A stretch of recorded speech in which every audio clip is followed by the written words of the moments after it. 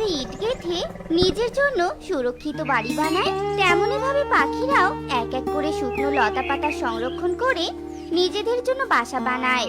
কোনো মানুষের বাড়ি হোক বা পাখিদের বাসা, তা পরিশ্রম ছাড়া কিছুতেই তৈরি হয় না। কিরে টুনি, তোর বাড়িতে পেরেক মারার শব্দে তো পুরো বন কেঁপে উঠছে। এত কষ্ট করে বাড়ি বানিয়ে কি হবে? এত পরিশ্রম করতে কি তোর ভালো লাগে বল? তুই চাইলেই তো শুয়ে বসে দিন কাটিয়ে দিতে পারিস। না না, এখন শুয়ে বসে কোনো পাখির দিন কাটানোর সময় নয়। সামনে বর্ষাকাল, সবাইকে এখন ঘর বানাতে হবে তো।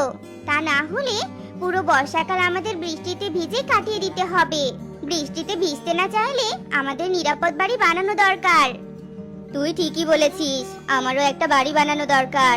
আচ্ছা টুনি, তুই কি বলতে পারবি বিনা পরিশ্রমে সহজ পদ্ধতিতে কিভাবে বাড়ি বানানো যায়?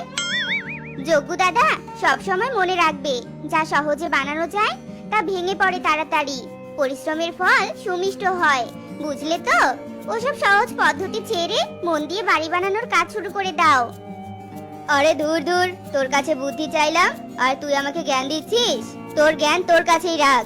আর তুই দেখে নিস টুনি, আমি বিনা পরিশ্রমে কিভাবে আমার বুদ্ধির দ্বারা বাড়ি জোগাড় করে নেই। বন্ধুরা, তোমরাও কিন্তু দেখবে আমার বুদ্ধির খেল।